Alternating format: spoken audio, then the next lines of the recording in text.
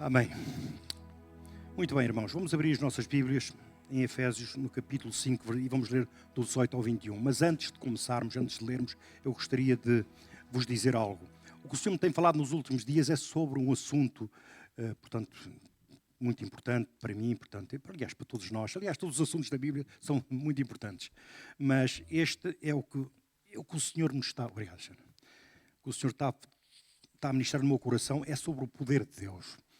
Irmãos, nos tempos que correm, de facto, a Bíblia para já ensina que é um poder disponível para todos nós.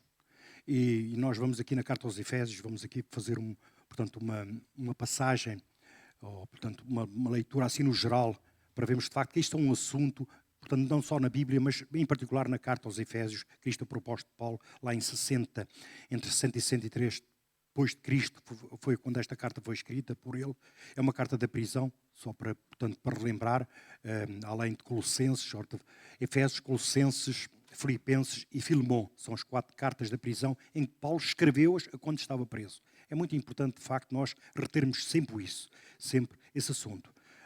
Mas antes de entrar no assunto, eu gostaria de facto também de vos lembrar que a carta aos Efésios tem uma irmã, digamos, uma carta muito parecida, que é aos Colossenses, mas portanto com focos diferentes. Enquanto a carta aos Efésios tem o foco na igreja como corpo de Cristo, portanto a carta aos Colossenses tem o foco em Cristo como o cabeça da igreja. Portanto, de facto, mas são irmãs, até dizem que são 2 cartas muito parecidas, que eu vos convido também a ler em conjunto. Mas falando do poder de Deus, diria eu que nos tempos que correm, de facto, é fundamental e é fundamental que, de facto, nós tenhamos esse entendimento e que buscamos esse poder para todas as áreas da nossa vida. Infelizmente, ao longo do último século, portanto, do século passado e neste, não há uma compreensão, digo eu, de facto, sobre este poder, o poder de Deus, o poder do Espírito Santo, de facto. Não existe. Inclusive, muitos líderes e muitos líderes pensam que esse poder está restrito à igreja, a todas as atividades como evangelismo, como missões. Sim, de facto, fazer evangelismo, missões ou qualquer atividade dentro da igreja, sem esse poder, portanto, é um fracasso, leva ao fracasso e não edifica. Mas o que nós vamos ver hoje é que esse poder não está só disponível, de facto, não é disponibilizado, passa a expressão, só, portanto, para o corpo, portanto, para a igreja. É disponibilizado para todas as áreas da nossa vida. Então nós somos convidados a, em tudo aquilo que fizermos, nós o fazemos debaixo desse poder. E isso, de facto, é um ensino nas Escrituras. Obviamente que eu aqui gostaria também de lembrar, portanto, um líder, Martin Lloyd-Jones, que fala muito sobre o poder de Deus. Inclusive, ele ministra sobre esta... Aliás, tem um livro, 300 páginas, com letra muito, muito pequenina, digamos, só sobre esta passagem que vamos hoje meditar. 300 páginas, ou seja, se fosse uma letra daquela normal, diria para aí 700 páginas, de facto, um livro que ele escreveu só sobre esta passagem que estamos a ver. De facto, é muito rica, portanto, tudo isto que estamos a falar. Mas esse líder diz que há 2 tipos de poder. Um deles é a todo o crente, a todo o cristão, quando nasce de novo, ele é selado pelo Espírito Santo da promessa. E ele diz, de facto, que esse é um facto único. Inclusive, ele diz que selado pelo Espírito e, portanto, e batismo no Espírito são iguais. No ato da conversão, tu és... Portanto, é-te dado o Espírito, e aliás, a partir daí o Espírito Santo começa a morar em ti. Portanto, esse é um ato único. Mas ele também diz, de facto, que para situações específicas, vamos imaginar, para situações específicas em que Deus te manda, ele também te dá um poder apropriado para algumas situações. Pentecostes, diz ele, que foi um exemplo. E mais os 4 derramamentos de Espíritos que nós podemos ver em Atos, ele diz que foram derramamentos específicos para situações específicas. O caso de Cornélio, por exemplo, na conversão de Cornélio, na família de Cornélio, de facto foi isso que aconteceu, segundo esse autor. Eu, de facto, também concordo com essa visão. Mas é dado um poder a todos nós, é-nos dado um poder a todos nós, de facto, para nós podermos, digamos, atacar toda a nossa vida, todo o nosso dia-a-dia, dizemos assim. Inclusive, quando em Gálatas fala em andar no Espírito, fala sobre esse poder. Porque, vejam, nós somos chamados para andar no Espírito. Portanto, em Romanos 8,14 diz, é filho de Deus aquele que é conduzido pelo Espírito Santo. Portanto, nós somos chamados para ser conduzidos pelo Espírito de Deus. Mas é evidente que o Espírito Santo não nos indica, ou não nos manda, ou não nos leva a fazer algo se não nos der meios para o fazer. E este é o poder. Portanto, andar no Espírito, para mim, portanto, corresponde a duas coisas: ser conduzido e no poder do Espírito. Portanto, quando se falar aqui de poder do Espírito, é isso que falamos. E então faz sentido nós pensarmos, nós admitirmos ou nós aprendermos que há um poder para todo o cristão. E esse poder pode ser aperfeiçoado e deve ser aperfeiçoado. E já vamos ver também como é que, portanto, podemos fazer. Mas um dos mandatos que nós temos do nosso Deus e que nós vemos na Bíblia é que nós somos chamados, repito, para andar no Espírito e no poder do Espírito Santo. É fundamental. Inclusive nos tempos que ora dizia eu no início que é fundamental. Enfrentar uma crise destas, enfrentar este problema sem esse poder, portanto tudo isto fica muito difícil. Inclusive algumas situações que eu tenho de aconselhamentos, às vezes sou levado a perguntar às pessoas que estou a aconselhar, que estão a passar às vezes por problemas e estão com problemas graves, perguntar-lhes de facto se eles estão cheios de espírito. Portanto, essa é a primeira pergunta. E começar por aí, de facto. Começar a trabalhar essa faceta. Mas isso é outra questão. Mas estava eu a dizer então que o livro de Efésios, para mim, de facto, dá um ensino, portanto, nos 6 capítulos, há um ensino nesta carta sobre esse poder. Por exemplo, em Efésios de 1, 15 a 23, não vamos abrir, portanto, se quiserem apontar, 15 a 23, Paulo define esse poder. Ele diz que, portanto, inclusive, vimos que há 4 palavras lá no grego só para definir esse poder. Inclusive, ao longo do Novo Testamento, nós vemos aplicações dessas palavras no grego. A mais comum é, portanto, dunamis, de facto, que é um poder explosivo. E nós vemos portanto, passagens no Novo Testamento onde portanto, essa palavra é aplicada também no poder do Espírito Santo, no poder de Deus em nós. Portanto, ou desenvolvido ou dado-nos a nós. Outras palavras, como catos, se amor não me trai, enfim, há pelo menos 4, portanto, palavras que Paulo usa só para definir esse poder. Inclusive, depois dá uma ilustração. Esse poder que nos está facultado a cada um de nós é o mesmo poder que ressuscitou Cristo dos mortos, diz ele nesta passagem. É o mesmo poder que entronizou Cristo, portanto, à direita de Deus Pai. É o mesmo poder portanto, que colocou Cristo como cabeça da igreja. É o mesmo poder que colocou Cristo como cabeça do universo. Então, esse poder, de facto, lá, portanto, há 2000 anos, esteve de facto envolvido em todo aquilo que se passou com o nosso Deus, com o nosso Senhor Jesus Cristo, quando morreu e ressuscitou ao terceiro dia. Vós podes dizer um amém? Portanto, lá nesta passagem tu podes ver essa definição, se quiser, e uma aplicação, para teres uma noção, para teres uma certeza daquilo que é o poder que está disponível a todos nós. E é esse poder que nós somos convidados a viver, portanto, no nosso dia-a-dia. A seguir, em Efésios 3, de 14 ao 21,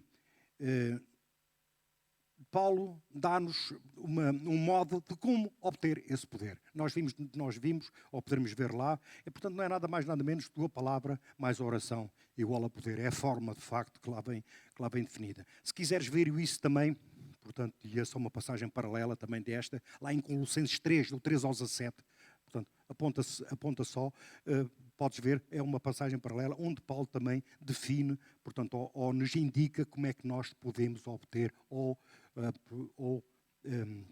avançar ou fortalecer nesse poder.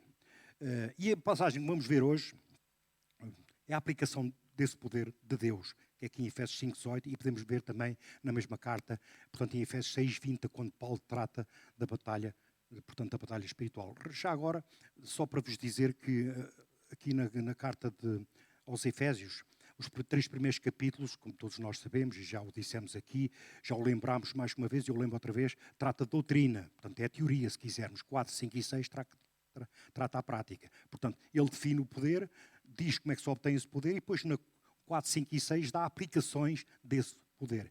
Há uma ênfase muito, muito importante aqui no 5, do 5 em diante até ao 6, onde Paulo dá aplicações não só no contexto da comunhão, da igreja, já vamos ver isso, é o que vamos ver hoje, mas também na família, portanto, no trabalho, e depois no capítulo 6, na batalha espiritual. De facto, para atacar, se quisermos, estas facetas, ou se quisermos, todas estas atividades, portanto, que são normais em nós, batalha espiritual, família, tudo isso é comum no nosso dia-a-dia, é evidente, de facto, nós necessitamos desse poder para sermos bem-sucedidos e cumprirmos a vontade e o propósito de Deus que tem para as nossas vidas. É fundamental retermos isso. E a minha oração hoje, irmãos, é que eu, portanto, que não seja eu, mas Ele, de facto, a falar através de mim, e que isso fique bem gravado nos nossos corações e que nós saímos daqui com uma compreensão, mas com uma compreensão no sentido de experienciarmos, portanto, esse poder no nosso dia-a-dia e não só vencermos toda esta pandemia, tudo isto está a acontecer, mas também,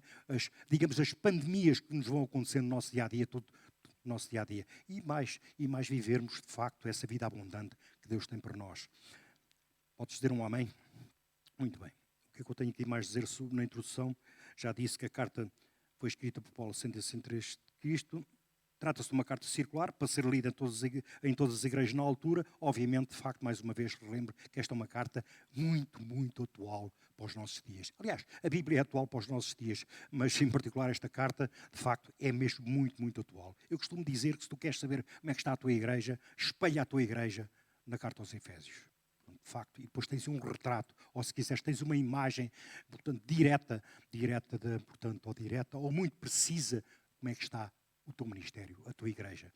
Para te dizer-te que quando ele começa a parte teórica, a parte prática da carta, ele começa primeiro pela unidade na igreja, portanto, a seguir passa pela santidade prática, passa também, portanto, pelos dons espirituais, pelos ministérios, enfim, trata de uma série de assuntos, mas já pressupondo um poder, portanto, para exercermos todas essas facetas, se quisermos, do ministério. Mas, então, encontramos muitos assuntos relevantes nesta carta, já disse. Mas antes disso, passamos à leitura do texto. Portanto, acompanha comigo, se puderes, portanto, em Efésios capítulo 5, versículo 18, e vamos ler do 18 ao 21. Mas antes de ler, deixa-me dizer-te algo, também não sei se o disse, mas se o disse vou repetir. Este sermão já o preguei neste púlpito, portanto, há 4 anos. Portanto, se fores lá os teus apontamentos, penso que foi em julho de 2016, portanto, para aí. Vai para 5 anos. Portanto, preguei este sermão, ministrei este sermão e eu espero que hoje o Espírito do Senhor pelo menos acrescente algo mais, portanto, a tudo aquilo que foi dito na altura, mas acho que nesta altura, de facto, é relevante, é de muita importância nós meditarmos outra vez neste assunto, em tudo aquilo que nós começámos a falar e vamos falar daqui para a frente. Diz assim a palavra do Senhor: e não vos embriagueis com vinho no qual há dissolução, mas enchei-vos de Espírito, do Espírito. Falando entre vós com salmos, entoando e louvando de coração ao Senhor, com hinos e cantos espirituais, dando sempre graças por tudo a nosso Deus e Pai, em nome do nosso Senhor Jesus Cristo. Fecha os teus olhos. Pai, no nome de Jesus, mais uma vez, Pai, eu levo a minha voz, te agradeço pela tua presença, muito obrigado por tudo. Tu és grande, tu és poderoso, Pai, tu és o nosso Deus, és o nosso Pai, tu és tudo para nós, Senhor. Pai, sem ti nós não existíamos, sem ti, Pai Santo, nós estávamos completamente perdidos, Pai Santo, eu diria mortos, Pai Santo, como estávamos lá atrás, Pai Santo, e tu nos libertaste, Pai, dessas prisões, Pai Santo, dessas amarras, dessa desgraça. Eu te agradeço e muito obrigado por isso, Pai. Te agradeço por mim, pelos meus irmãos, por todos aqueles que estão em casa, Pai Santo, são os meus irmãos, minhas irmãs, Pai Santo. Tu possas também estar a abençoar cada um. Mas, Pai, eu te imploro, Senhor, Pai, que eu morra e tu cresças em mim, Pai Santo. No nome de Jesus, Pai, tudo aquilo que for aqui dito, Pai Santo, penetre os nossos corações e Pai, produz o efeito para o qual tu enviaste, Pai Santo, é isso que eu te peço. Mas, Pai, no nome de Jesus, Pai Santo, que eu não te turbo, Pai, nem sujo, Pai, esta palavra que é uma pérola, Pai Santo, que nos vai ser ministrada. Então, no nome de Jesus eu oro, amém, amém, e toda a igreja possa dizer também amém. Muito bem, irmãos. Então, continuando ainda, portanto, a meditar um pouco sobre isto, aqui, de facto, fala aqui 2 contrastes, se quisermos. O apóstolo Paulo diz-nos, não vos embrigueis com vinho, mas enchei-vos do Espírito. E deixem-me dizer o seguinte, há algumas, digamos, orientações, se quiser, que os líderes ou que os teólogos falam sobre esta questão do encher do Espírito. Infelizmente, existem algumas, vamos dizer, algo, portanto, pouco certo ou pouco correto, de facto, quando se lê e quando se aplica este versículo. Muitos olham para esta passagem como se o Espírito Santo, que é a terceira pessoa da Trindade, que é pessoal, portanto, que mora em nós, como se fosse uma espécie de um líquido, ou de facto algo que ou temos muito ou temos pouco. Obviamente, de facto, não trata nada disso. Inclusive, de facto, o poder que está aqui não fala aqui em dunamis e nenhuma daquelas palavras para poder no Espírito. Só nos diz que não vos embriagueis com vinho, mas enchei-vos de Espírito. Obviamente que não há aqui uma comparação direta, mas há aqui um paralelismo, no sentido que, e dá-nos uma orientação do que é que o apóstolo Paulo quer dizer com isto, de facto.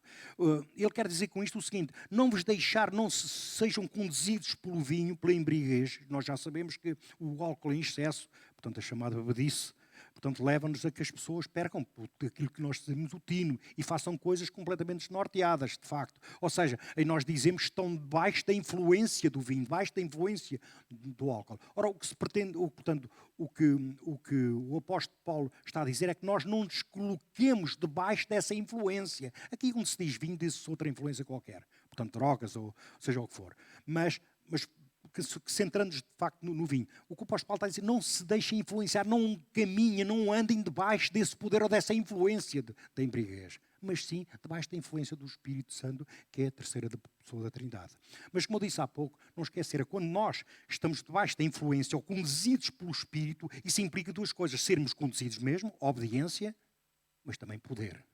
Por essa razão, de facto, é que faz sentido continuar a falar de poder do Espírito. Porque, mais uma vez, eu repito, Deus não nos manda fazer algo se não nos capacitar para. Isso é um princípio bíblico, é algo que tu podes escrever portanto, no teu caderno, na tua parede. Deus não nos envia para fazer algo se não nos capacitar para. Seja em termos vamos lá ver, de habilidades, seja em termos de poder, para nós podermos concluir aquilo que eles nos via. Se Deus nos dá, inclusive, se Deus nos dá uma ordem, é porque já dá-nos meios para que nós possamos cumprir essa ordem. É muito importante, de facto, entender aqui esta questão. Ou seja, devemos viver na obediência do Espírito Santo e no seu poder. Ele não nos envia fazer algo sem nos dar condições para cumprir. Mas antes disso, já que estamos a falar na pessoa do Espírito Santo, eu tenho aqui, de facto, aqui uma pequena frase que eu gostaria de repetir para vocês, para relembrarmos quem é essa pessoa do Espírito Santo e o que é que ele fez e qual é a atuação por nós. Por exemplo, é o Espírito Santo que nos convence de que pecamos. Nós nos convertemos, na nossa conversão passou por esta ação do Espírito Santo. Ele nos confrontou, ele nos convenceu que éramos pecadores, que estávamos errados. De facto, essa ação do Espírito Santo passou por todos nós num ato de conversão. Isso é fundamental. Aliás, é ele que convence do pecado. É o Espírito Santo que nos convence de que pecamos. Inclusive no pecado do dia a dia. Quando fazemos algo de errado, a primeira coisa que o Espírito Santo faz é alertar-nos e convencermos que aquilo está errado. O que acontece às vezes, irmãos, é que às vezes nós fazemos ouvidos, ou ouvidos de mercador, como se costuma dizer. É ele quem opera nós o novo nascimento. O facto de nós nascermos de novo foi operado pelo Espírito Santo. Deus Pai, portanto, elegeu-te, predestinou-te lá atrás, é uma coisa do passado. Ainda o mundo não era o mundo, ou quando ele já sabia, portanto, ele já tinha escolhido, é, portanto, a doutrina da eleição, que é bíblica, e da predestinação. Portanto, ele elegeu-te, Deus Filho, portanto, possibilitou a tua conversão ao morrer na cruz há 2000 anos, e Deus Espírito Santo operou a conversão em ti no momento da tua conversão. Portanto, é ele quem opera em nós o novo nascimento.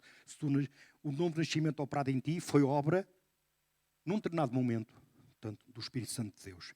É ele quem nos ilumina o coração para entendermos as Escrituras. Quando estás a ler a Escritura, se não for o Espírito Santo, tu não percebes nada do que está aqui. Ou percebes, se quiseres, de uma medida de um conhecimento. Muitas pessoas aí fora, não sendo cristãs, leem a Bíblia, aprendem coisas, mas é conhecimento. Aliás, deixa-me dizer que lá em Efésios 1, 15 a 23, quando Paulo fala sobre o conhecimento, ele utiliza ali uma palavra grega que é epignosis, que é diferente de gnosis. Gnosis é simplesmente o conhecimento académico que tu adquires. Tu podes lá estar a ler as Escrituras só com conhecimento. Portanto, naquele tempo, Jesus Cristo morreu, ressuscitou ao terceiro dia, bom, sabes isso. Houve Pentecostes, houve, se quiseres, eventos bíblicos, Gênesis, tudo isso, e vais sabendo, vais construindo um conhecimento em ti, gnosis. Mas aquilo que Paulo fala ali, quando se refere, portanto, ao conhecimento de Deus, ele fala em epignosis, que é um conhecimento mais elevado. Ou seja, portanto, é um conhecimento na experiência. Tu conheces, mas aplicas esse conhecimento.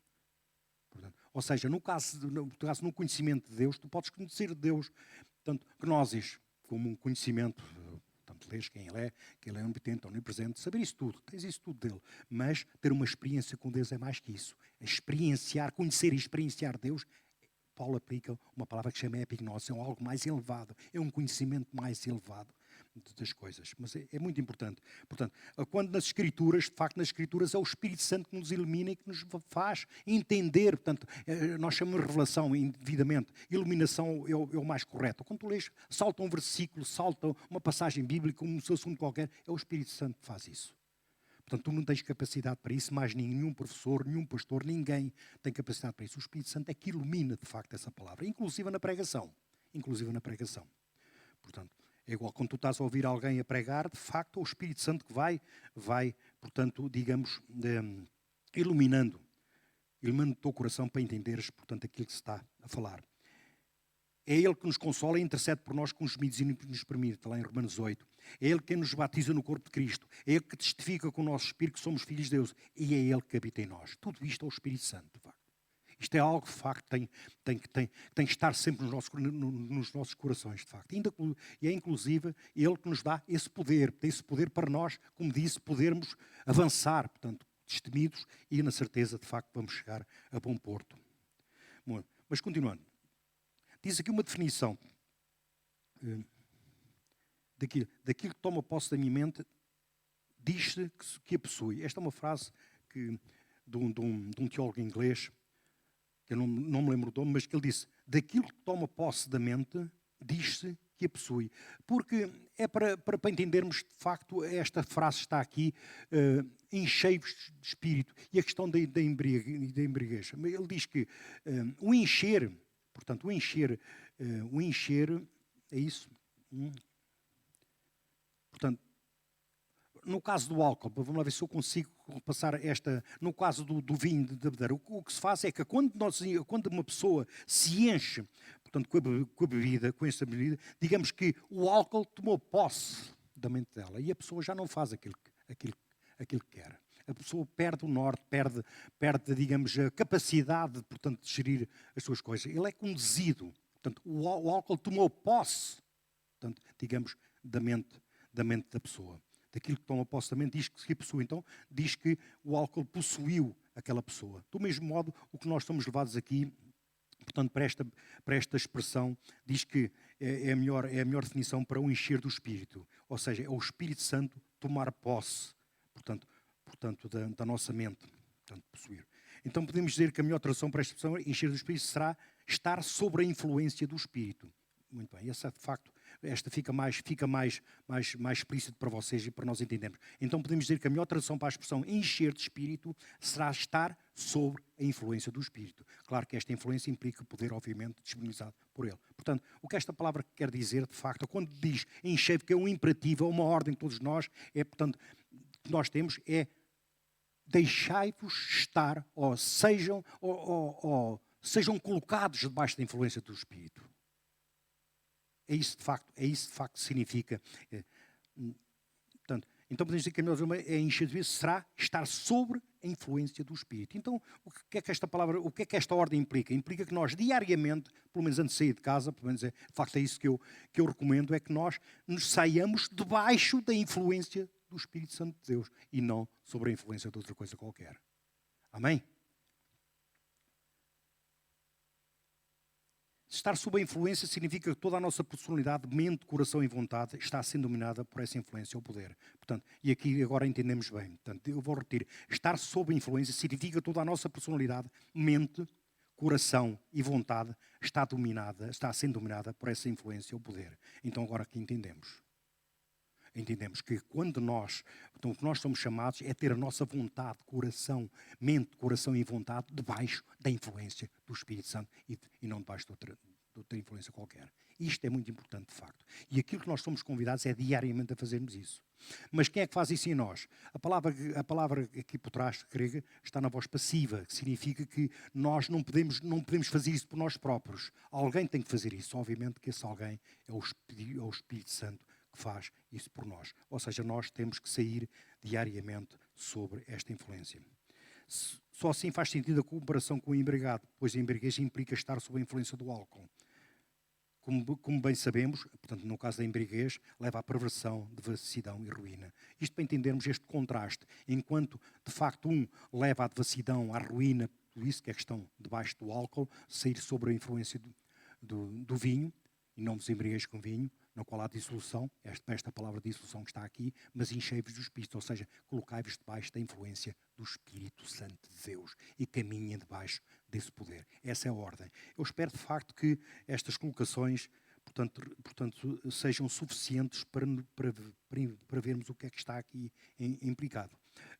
Mas estava eu a dizer que a seguir vamos ver uma aplicação, 4 aplicações. Aliás, vimos isso da outra vez em que eu ministrei sobre isso. Eu vou repetir esses 4 pontos. É importante para lembrá-los, mas deixem-me dizer o seguinte. Mais uma vez, eu vos digo que a partir daqui, de facto, é como se, aqui desta palavra, Efésios 5:18, é como se nós estivéssemos na igreja, se quisermos, estivéssemos num ambiente, portanto, de igreja, e agora saíssemos para a rua, saíssemos para o nosso dia-a-dia.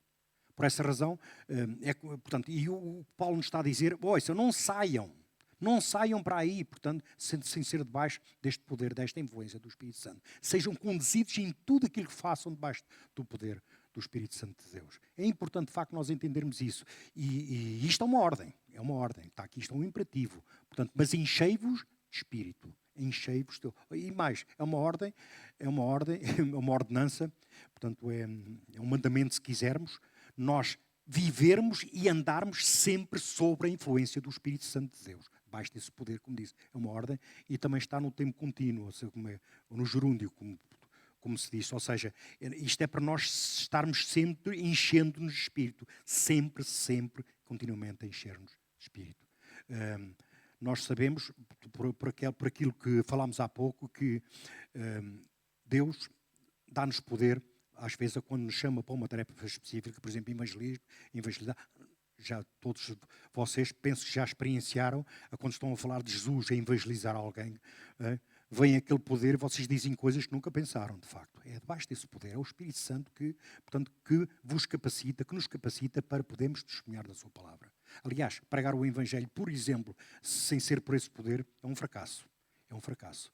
Eu sempre digo que a pregação do Evangelho, implica 2 notícias, uma má e outra boa, e a gente tem que começar pela má. E a má é simplesmente dizer à pessoa que a pessoa está aí para o inferno. E vejam, e às vezes temos de dizer isso, portanto a pessoa a passar problemas, às vezes com doenças gravíssimas, sei lá, com coisas, às vezes com problemas na família, com problemas completamente arruinada, mas ela tem que saber. Portanto, nós para lhe pregar a boa notícia, nós temos que lhe pregar a má notícia.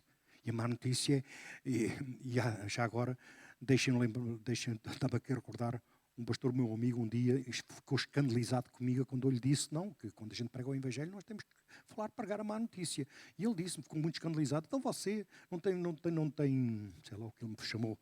Portanto, a pessoa está completamente arruinada e você ainda lhe vai dizer uma coisa dessas. Meu caro, o pior que lhe pode acontecer é ir para o inferno. Portanto, se alguém ali está a lutar pela alma daquela pessoa, está a lutar pela libertação daquela pessoa, eu, não é você. Porque você faz isso, tem medo. Portanto, outra coisa qualquer. Eu não, eu estou a uma pessoa. Quando eu lhe estou a dizer isto, é porque estou a amá-la. Obviamente que eu não lhe dou só a má notícia, dou-lhe a má e a boa. E a boa notícia, de facto, é que Deus, portanto, Jesus Cristo morreu e ressuscitou ao 3º dia, portanto, por tudo isso. E ela pode, a partir daí, entrando por Jesus Cristo, como diz lá em João 10, entrando por Jesus Cristo, pode e tem acesso, portanto, a uma vida abundante. É o que diz a palavra do Senhor. Confiram lá em João 9 e 10, penso. Portanto, de João 10, 9, parece, para daí para a frente. Mas estava eu a dizer, de facto, que entrar por Jesus tem isso. Irmãos, mas essa questão de estar a dizer, portanto, a má notícia, quando neste caso concreto, eu estou a dar um exemplo, obviamente tem que ser debaixo deste poder, debaixo da influência do Espírito Santo. Não podes dizer isso na carne, não podes dizer isso pela tua sabedoria. Tu tens de estar debaixo desse poder. E é influenciado por esse poder que tu dás a má notícia. E a boa notícia. E deixa-me dizer-te o seguinte, a minha experiência diz-me, as vezes que eu evangelei, eu já dei testemunho aqui, volto a repeti-lo, já que estamos a falar neste contexto do poder de Deus, que nunca ninguém ficou escandalizado por aquilo que eu lhe disse. A pessoa podia estar a passar por pior que tem, mas nunca ninguém escandalizou no sentido de ficar ainda mais abandida.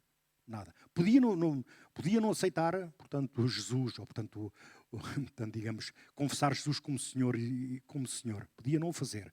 Mas uma coisa é certa. E muitas delas ainda me obrigavam a falar mais do que aquilo que, portanto, que era devido falar. mesmo não querendo, me obrigavam, queriam sempre continuar com a conversa. E falávamos da má notícia, que a pessoa estava a ir para o inferno, de facto. Portanto, mas para a diferença está como é que tu dizes, em que condição é que tu dizes, por quem é que tu és conduzido, se pela tua carne ou se pelo Espírito Santo de Deus. Isso, de facto, é muito importante. Aliás, deixa-me dizer-te o seguinte, quando se fala de santificação, isto é, este poder é extremamente importante, porque diz lá em Gálatas 5:16, se a memória não me trai, que andai no Espírito e não satisfareis às concupiscências da carne. Ou seja, todos aqueles impulsos interiores que se chama carne, que se chama, portanto, aquela apetência para o pecado, todos nós temos cá, obviamente, debaixo desse poder, tu não vais ceder a nenhum apetite carnal, vamos chamar assim. E mais, o teu processo de santificação vai sendo acelerado. Se tu queres ser santificado, queres acelerar esse processo, então vive debaixo desse poder. Vive diariamente debaixo desse poder. Mais uma vez te relembro que esse poder não é só para viver, não é só para ser, vamos dizer, não é para tu operares num evento específico. Quando estás a pregar, quando estás a evangelizar, quando estás a liderar a tua célula. Não, esse poder é para tu operares, se quiseres, é para tu operares nesse poder no teu dia-a-dia. Na família, mais uma vez, seguindo os exemplos, na família, na educação dos filhos, na batalha espiritual, no teu trabalho, em todas as áreas onde tu operas, deves fazê-lo debaixo do poder do Espírito Santo. E isso é uma promessa, é uma ordem, mas também é uma promessa. Esse poder está disponível. O Espírito Santo está para te conduzir e para, portanto, operar por ti, portanto, no dia-a-dia. Muitas pessoas procuram na bebida uma maneira de ultrapassar as suas fraquezas, mas este, de facto, é um caminho completamente errado. Ou seja, eu diria que eu aqui estou a dar o exemplo da bebida, mas podia dar outros exemplos, inclusive no teu esforço próprio. Quando tu pretendes fazer algo no teu esforço próprio, na tua carne, isso não resulta. A palavra de Deus diz que tudo aquilo, as obras da carne são, portanto, são como palha. Portanto, rapidamente vem o fogo e que desaparece tudo. Ao passo que as obras no Espírito, portanto, quando é operadas debaixo do poder de Deus, debaixo da orientação do Espírito Santo, são coisas que ficam, portanto, para a eternidade. Podes dar um amém? Muito bem. Então, o tempo corre e eu tenho aqui 4 pontos para falar convosco. Mas antes disso, eu gostaria de lembrar um texto, lá em Isaías 40:31, que eu, portanto, quando falo sobre estas coisas, foco sempre este texto está aqui. Diz assim: mas os que esperam no Senhor renovam as suas forças, sobem com asas como águias, correm e não se cansam, caminham e não se fatigam. Eu creio, de facto, que isto é uma profecia, uma palavra que o profeta Isaías está a apontar para estes tempos, de facto.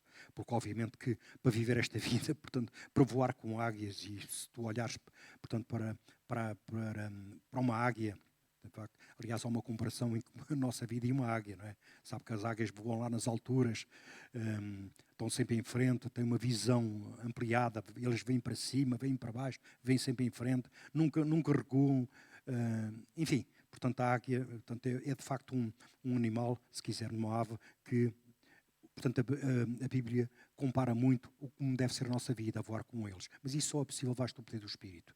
E diz aqui, os que esperam, de facto. Deixa-me dizer-te o seguinte, para eu te relembrar, os que esperam no Senhor.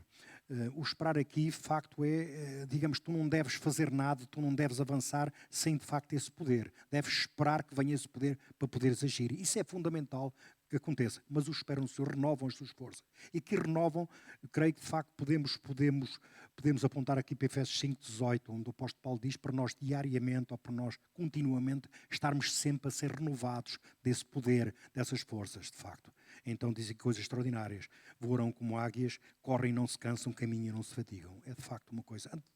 Eu quase me perguntava, estás cansado? Andas fatigado? A pergunta é, estás cheio de espírito? Já te encheste de espírito? Como é que tu estás nessa matéria do poder de Deus? Portanto, só aqui, portanto, para provocar um pouco, portanto, a situação. Mas, voltando cá atrás, muito bem, estávamos eu a dizer que então íamos ver 4 pontos nesta passagem de Efésios da aplicação deste poder. Muito importante, e eu creio que vai ser aqui está? Está aqui. Às vezes estas novas tecnologias traem-nos. Muito bem. Então, 4 pontos. Primeiro ponto. A primeira, quando fala aqui no versículo 19a. Onde é que está? Onde é que tu estás? 19. Falando entre vós com salmos. Antes de avançar, eu sempre digo, sempre lembro que na altura, portanto, quando se falava de salmos, falava-se da Bíblia, do Antigo Testamento. Porque, portanto, nestes tempos, digamos, a escritura ainda não estava fechada, e, portanto, ainda quando se lia a Bíblia, quando se falava de Bíblia, falava-se do Antigo Testamento. Então, uma maneira de falar no Antigo Testamento, falava dos salmos, salmos e profetas. Mas, quando se fala aqui de salmos, entenda-se Bíblia. E diz aqui, falando entre vós com Bíblia. Portanto, isto é a primeira coisa, então isto aponta para a comunhão cristã. Portanto, e de facto, e é muito importante que nós entendamos isto. Falando entre vós, portanto com salmos, com Bíblia. Isso leva-nos... o cristão cheio de Espírito Santo não resmunga, não tem inveja, nem amargura. Portanto, só um cristão cheio de Espírito Santo, quando está em comunhão, para já adora estar em comunhão. Ele ama estar em comunhão. Ele ama estar com os irmãos. Ele ama... É isso, gosta, adora. Para um cristão é um drama, portanto, não poder cultuar, portanto, não poder estar aqui juntamente convosco. Uns têm que estar em casa, ainda por cima mesmo estando aqui com máscaras, já é terrível. Falando entre vós. Falar significa estarmos juntos. Não haver esta coisa da máscara, que eu não tenho, mas tenho aqui embaixo, já a ponho quando sair aqui do púlpito. De facto, tirando isto da máscara, nós podemos falar cara a cara, portanto, sabendo as expressões. De facto, um cristão ama estar com as pessoas. Ama. Irmão, eu sempre digo que se tu não gostas de vir ao culto, à igreja, não gostas dos eventos organizados, portanto, pela tua igreja, algo está errado. Ou contigo ou com a igreja, não é? Portanto, algo está errado. Porque, de facto, as pessoas amam estar umas com as outras. Se andares na luz, como Ele na luz está, tereis comunhão uns com os outros e o sangue do Senhor Jesus te purifica todo o pecado. É o que diz lá, 1 João 1,7. É um versículo em termos de santidade, em termos de santificação, dá-nos, digamos, o poder que a comunhão tem na santificação. Nós santificamos, juntos vamos santificando. Como? Falando entre nós, Bíblia, em palavras que edificam, em palavras que nos alimentam, em palavras que nos fazem crescer. Portanto, é exatamente isso que deve ser a nossa linguagem. Quando nós estamos cheios de Espírito, estar cheio de Espírito, nós vamos ver que é o mesmo estar cheio de palavra. E nós não conseguimos falar outra coisa senão isso.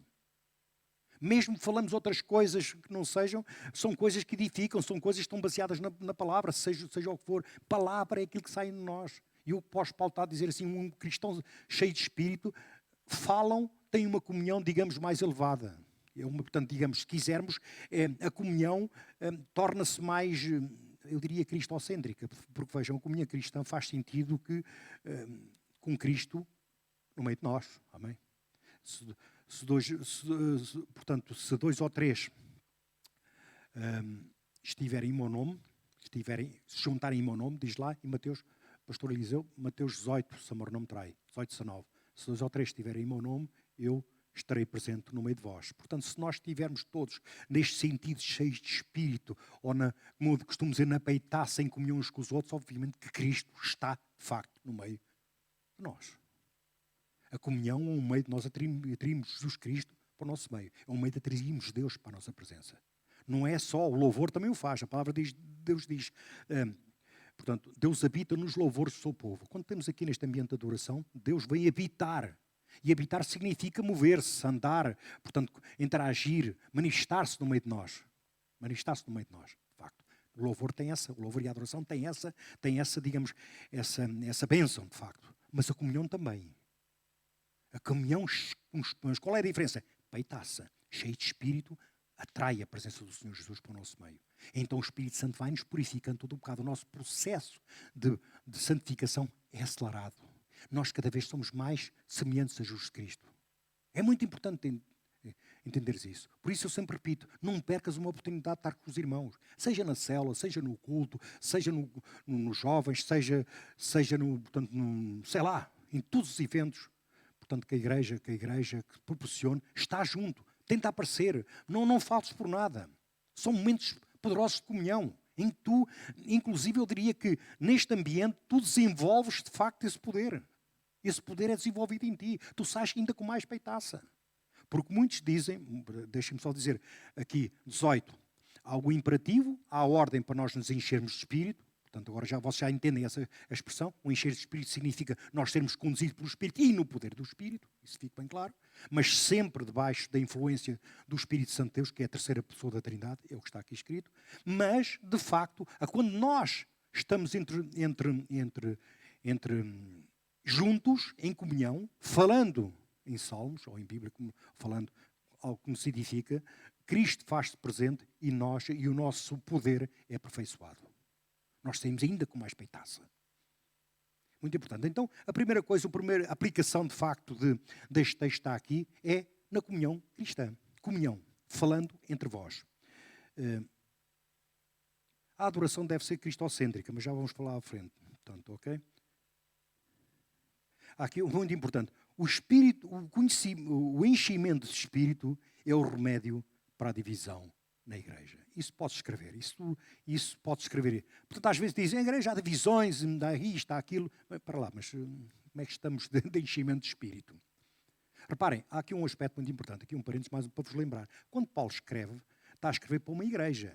Ele não está a escrever para uma pessoa específica. Quando Paulo está num programa de todos nós sermos cheios de Espírito. Obviamente que nós, individualmente, nós devemos entender essa palavra para nós individualmente. Mas quando Paulo está, digamos, aqui, o alcance dele é para toda a igreja. Este poder está aqui, não é só para os pastores, é para os líderes. Nem para aqueles mais novos ou mais velhos. Nada. É para toda a igreja. Toda. Tenho mais ou menos conhecimento, seja o que for, tenham mais ou menos idade aqui em Cristo, sejam mais novos ou mais velhos, este poder está aqui, é disponível para toda a igreja. Isto é muito importante. Portanto, e quando uma igreja está debaixo deste poder, quando este poder opera por toda a igreja, então não há divisão que resista. Não há cá divisões. Está tudo unido, está tudo em unidade. Aliás, logo no capítulo 4, penso que a primeira coisa, tenho certeza, a primeira coisa que Paulo fala no fim dizemos, eu já disse que no capítulo 3, 14, naquela oração, Paulo enche a igreja, entre aspas, de poder. E a partir qual é a primeira coisa que Paulo fala? Podem conferir lá no capítulo 4, logo no início. Unidade na igreja. Então, para ele, nós podemos dizer o seguinte, não há unidade se o poder não operar no meio de nós. Reparem, falou-se na semana passada de amor, mas obviamente que, portanto, o amor de Cristo é aperfeiçoado debaixo deste poder, debaixo dessa manifestação, desta condição do Espírito. Aliás, portanto, o fruto do Espírito vem também daí, dessa ação do poder do Espírito Santo a operar em nós. Os dons espirituais que vêm logo a seguir lá no capítulo 4, depois a santidade prática, está tudo debaixo, de facto, dessa questão do poder do Espírito ou da condição do Espírito. O enchimento do Espírito é o remédio para a divisão na igreja. Portanto, uma igreja que se move debaixo deste poder, portanto, não há divisão, portanto, não há divisões, portanto, as coisas, as pessoas, portanto, a igreja caminha, portanto, em poder e em vitória. Portanto, comunhão. Versículo 19, falando entre vós. O segundo ponto, a adoração. 19b, vamos ler, acompanhem comigo. Falando entre vós, entoando e louvando de coração ao Senhor, com hinos e cânticos espirituais. Portanto, aqui fala de adoração. E fala disto. Fala deste ambiente, e não só deste ambiente onde nós estivemos há pouco, e vamos estar, quando terminarmos aqui mais um bocadinho, neste ambiente. O cântico não é entre vós, mas ao Senhor. É muito importante, de facto. Portanto, louvando, diz aqui, louvando de coração ao Senhor. É muito importante nós entendermos isso. Portanto, a adoração, o louvor, portanto, a adoração deve ser cristocêntrica, de facto. Muitas vezes aqui nas igrejas e hoje, nos tempos modernos, existem 3 manifestações de louvor e adoração, e eu vou pôr isto entre aspas, não é? Uma delas é, portanto, a adoração, propriamente dita, nós, portanto, enaltecemos quem Deus é. Portanto, o outro é o louvor. Portanto, são doações de graças por tudo aquilo que Deus fez e que Deus vai fazer. Portanto, nós agradecemos por tudo. Mas na igreja também opera uma terceira, digamos, manifestação, que é a canção, que geralmente é antropocêntrica. Geralmente as canções é para nos aquecer o ego. Infelizmente, por aí existe existem alguns ministérios, infelizmente, isto não é uma acusação, é uma constatação de facto, portanto, desse aspecto, portanto, em que geralmente o louvor e a adoração não é dirigido ao Senhor, mas dirigida, portanto, às pessoas, portanto, antropocêntrica, nesse sentido. Obviamente que nós aqui na IPAG, de facto, graças ao Senhor, nós, de facto, estamos centrados aqui com esta adoração cristocêntrica, e isso é muito bom. O canto não é entre vós, não é dirigido para vós, não é para mim, nem para ti, é para Deus, para Jesus Cristo. Ele usa a sua mente, emoção e vontade para adorar. Portanto, obviamente que mente, emoção e vontade para adorar. É como nós devemos estar aqui. Portanto, em espírito e em verdade significa isso mesmo. É a nossa mente, as emoções, a vontade, portanto, devem estar presentes, portanto, para a adoração. Um culto deve ser vivo e não morto. De facto, quando tu operas, quando tu adoras nesse poder do Espírito, debaixo dessa peitaça, obviamente, e quando isso é transversal a toda a igreja, de facto, obviamente que isso torna-se algo poderoso, algo vivo, à vida. A vida começa a correr através do ministério. Então, isso, saímos daqui com mais peitaça, se quisermos. Portanto, de facto, é muito importante. É um culto vivo. Como é que tu podes ter cultos vivos? Como é que podes participar dessa vida? Vindo no poder desse Espírito, adorando em Espírito e em verdade, ou se quisermos, debaixo da orientação do Espírito e nesse poder do Espírito. O culto verdadeiro é em Espírito e em verdade. O culto público cheio de Espírito é uma celebração de atos poderosos de Deus. Ou seja, Deus manifesta-se de uma maneira sobrenatural, então há coisas poderosas, milagres, prodígios acontecem de facto quando se adora desta maneira. Qual é o segredo, portanto, se quisermos, para termos uma igreja avivada? É exatamente, começar por aqui. Portanto, em nós não decidirmos não menos que nada do que virmos para aqui ou para aí, debaixo deste poder. Quando nós entendemos de facto isso, quando nós entendemos de facto tudo isto, obviamente que nós damos um salto, portanto, gigante em frente, portanto, não só no conhecimento de Deus, mas também na influência que nós vamos ter, não só para nós, mas também para aí fora. Portanto, o segredo é esse, uma igreja cheia, portanto, de Espírito. O culto público cheio de Espírito é uma celebração jubilosa e de atos poderosos de Deus. Portanto, repetindo,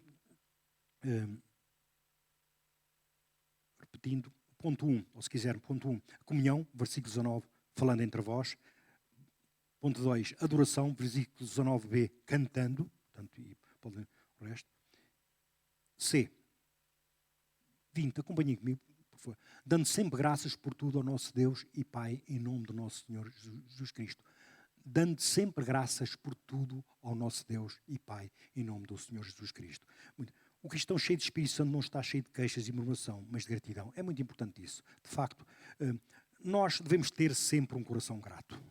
Agradecer a tudo aquilo que Deus faz por nós. Mesmo os momentos mais difíceis que nós atravessamos, certamente que isso vai contribuir para o nosso bem, porque é o que diz a palavra. Portanto, tudo contribui para aqueles que amam a Deus, de facto. Portanto, irmãos, mesmo nesses tempos difíceis, nós devemos agradecer pela ação de Deus. Atenção, cuidado aqui. Aqui há uns amados, digamos, uns ensinos, eu diria distorcidos, que dizem que nós devemos, portanto, uma esposa até deve agradecer pelo adultério do marido, ou algo assim do género, ou pela babadeira, ou... Ei, nós não devemos agradecer por coisas que ofendem a Deus. Não. Nós devemos agradecer, portanto, por tudo. Isto tudo está aqui, é tudo aquilo que Deus nos proporciona, tudo aquilo que Deus nos possibilita a fazer. Não é, portanto, coisas que Deus abomina, isso fica bem claro. Isto tudo aqui tem a ver com isso, amém? Portanto, mas o que acontece muitas vezes é que Deus opera em nós para uma vida abundante, portanto, aliás, proporciona-nos, tudo vem dele, e nós, por vezes, ainda murmuramos e temos queixas, achamos pouco, muitas vezes, ou achamos nada, sei lá, portanto, tudo isso. Obviamente que uma atitude, deixa-me dizer-te o seguinte, uma atitude dessas, de murmuração, de queixas e isso tudo, isso não é alguém que esteja cheio de Espírito Santo. Isto fica bem claro. Então, se calhar, o melhor conselho que se possa dar a alguém assim é, começa por te encher de Espírito. Meu irmão, minha irmã, deixa-te queixar. E quando isso acontece, tu vais ter um coração grato. Vais agradecer ao Senhor.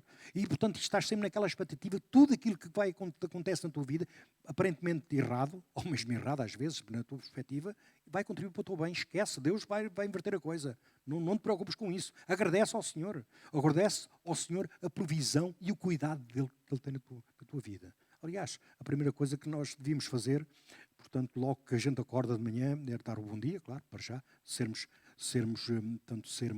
educados. Bom dia, Espírito Santo. Havia um livro de um autor que usava assim, Bom dia, Espírito Santo. Acho que nós devemos adotar essa prática, Bom dia, Espírito Santo, e depois a partir daí agradecer, não é? Portanto, o bom dia é uma questão de educação. Portanto, dado que o Espírito Santo mora em nós, está mesmo aqui pertinho, portanto é a primeira pessoa, portanto tu deves dirigir logo que acordas. Bom dia, Espírito Santo, está tudo bem contigo? Bem? Há um abraço, beijinhos. E a partir daí começa a agradecer, obrigado Deus por tudo aquilo que tu fazes, etc. Portanto, tu sabes. Portanto, gratidão. Portanto, eu diria o seguinte, uma pessoa cheia de Espírito Santo é uma pessoa grata. Não tem jeito. É uma pessoa grata.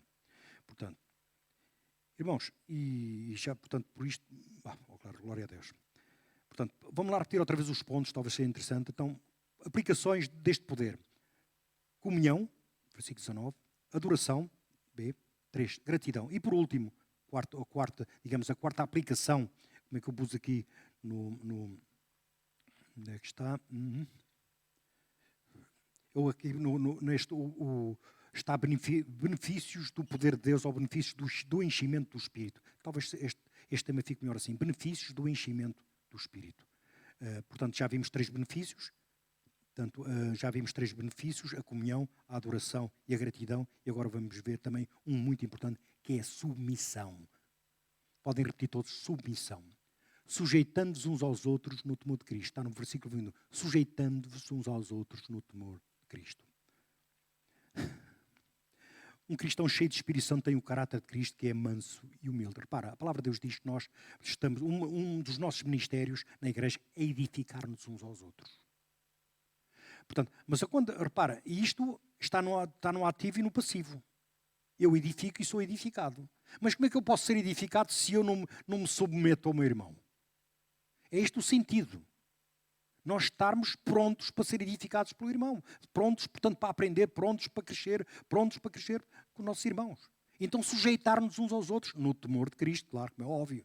Portanto, não está aqui outra questão. Eu diria outra questão, dado que submissão. Eu diria que um cristão cheio de Espírito, ou portanto, na plenitude do Espírito, se quisermos, cheio de Espírito, é alguém submisso. E de facto, submissão é algo que agrada ao Senhor. Submissão é das virtudes, portanto, que são cultivadas pelo Espírito Santo em nós.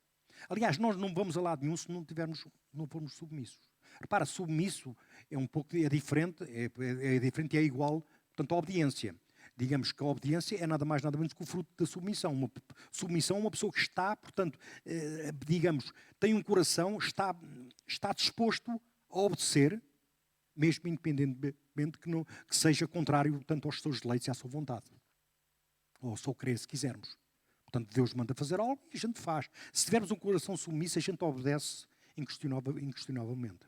Isso é com um coração submisso. A obediência é o fruto disso. Portanto, nós temos esse coração, há uma ordem e a gente vai. Independentemente se aquilo nos agrada ou não agrada. Isso é com um coração submisso. Reparem que há pessoas que obedecem, mas não são submissas. Portanto, eu dou sempre o exemplo do trânsito. Portanto, a gente só obedece porque temos lei de trânsito. E se houver um polícia, somos multados. Ponto final. Não existe outra coisa. Poucos são os condutores que são submissos nesta área. Poucos. Pelo menos até hoje não conheci nenhum. Nem eu. Mas ou são obedientes, como é óbvio. Mas não é esse tipo de submissão, portanto, que se fala aqui. Submissão é alguém que está sempre disposto à obediência. Então, alguém cheio de Espírito Santo cultiva, de facto, essa qualidade, se quisermos, essa virtude interior. Escrevi aqui, portanto, um cristão cheio de Espírito tem o caráter de Cristo, que é manso e humilde. Portanto, isso de facto, portanto, reparem, Cristo era submisso. Aliás, ele disse que eu não faço nada, não digo nada que não fosse enviado por Deus Pai. Portanto, eu estou a obedecer, portanto, está numa coisa a Deus Pai, quando esteve connosco. Portanto, por essa razão é que está aqui. Portanto, um cristão cheio de Espírito tem o caráter de Cristo, Portanto, e logo a seguir vem logo tem esse caráter e logo também tem outras duas virtudes que são fundamentais num cristão. A primeira é a humildade e a outra é a mansidão, que é um fruto do Espírito, entenda-se. Então, um cristão cheio de Espírito, é isso, tem o caráter de Jesus Cristo. Isto aqui é poderoso. É poderoso. Como é que queres ter o caráter de Jesus Cristo? Como é que queres ser semelhante a Jesus Cristo? É debaixo da peitaça. Não tem jeito, não tem jeito. Mansidão, humildade, submissão são, entre outras coisas, são qualidades interiores, de facto, que são possibilitadas ou te são oferecidas por esse enchimento, por esse poder. Agora tu entendes porque é que o apóstolo Paulo, se tu fores lá no capítulo 4, quando começa a falar de unidade na igreja, antes de definir os pontos da unidade geral para toda a igreja, são 7, ele fala para em 6 ou 7 qualidades interiores do cristão. Um deles é a humildade e a submissão, que ele fala lá. Portanto, sem humildade, sem submissão, nós não podemos estar em unidade. Aliás, aqui acrescentamos mais algo mais, portanto, para que uma unidade no corpo de Cristo se manifeste, vamos dizer assim. Um deles é, de facto, nós estarmos, como diz aqui o apóstolo Paulo, sujeitando-nos uns aos outros, de facto. É neste sentido que fala. Portanto, por último, vamos repetir isto é, já repetimos os 4 pontos, eu ficaria hoje por aqui, eu pedia, portanto, ao louvor se pudesse subir, eu repetia só, portanto, os pontos, para quem está a apontar: comunhão, versículo 19a, adoração, versículo 19b, gratidão, versículo 20, e submissão, portanto, versículo 21. Irmãos, vamos adorar ao Senhor. Em tua casa eu te pedia para ficares de pé. Eu gostaria, de facto, de orar para que Deus te fortalecesse no teu interior, para que esta palavra habite no teu coração pela fé e possas conhecer mais do amor de Cristo. Que sejas repleto de toda a plenitude de Deus, sabendo que Deus pode fazer muito mais de tudo aquilo que pensas ou peças. Deus é poderoso para isso tudo. Quando tu andas cheio de Espírito Santo, cheio de Espírito, então há coisas extraordinárias que acontecem. O amor de Cristo é desenvolvido. A humildade, a mansidão, tudo isso é desenvolvido em ti. São qualidades extremamente... A fé. Não querias esquecer, de facto, isso que é fundamental, de facto. A fé, o amor, são dois derramamentos de Deus no nosso coração, que são vitais, portanto, para a nossa vida. Mas são exercidos para no poder. Neste poder está disponível para mim e para ti. Para cada cristão, para cada nascido de novo. E se tu não nasceste de novo, ainda não confessaste Cristo como Senhor e Salvador, eu convido-te a fazê-lo nesta manhã. Tu estás aí em casa, que possas orar comigo, meu Deus, meu Pai. Eu me arrependo de tudo aquilo que fiz e pensei. Pai, me perdoa, Senhor. A partir de hoje eu vou buscar o teu propósito, Pai. Tudo aquilo que tens para mim, tudo aquilo que a tua palavra revela. Pai, hoje aprendi que há um poder para eu poder fazer isso, para eu ter uma vida abundante, Pai. Muito obrigado por isso, que isso é algo glorioso, Pai, que hoje, Pai Santo, que o teu Espírito ministrou em mim, Pai Santo. Mas nesta manhã, Pai, eu agradeço-te a ti, Jesus Cristo, Pai, que é por ti que eu posso ter essa vida abundante. É por ti que eu posso viver, Pai, debaixo deste Espírito, Pai Santo. Eu te confesso como Senhor, Pai, e creio que Deus te ressuscitou dos mortos, Pai Santo. Tu morreste com meus pecados, Pai Santo. Eu te agradeço por isso, Senhor Jesus, Pai Santo.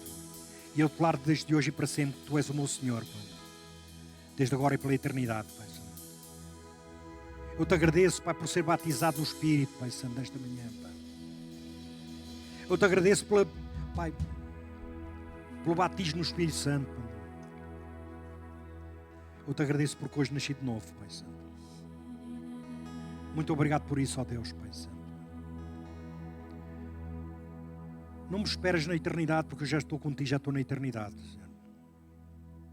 Muito obrigado por isso, Senhor, Pai, que eu vivo num reino, Pai Santo, inabalável, que não tem fim. Pai, que dura para sempre, Pai, este reino.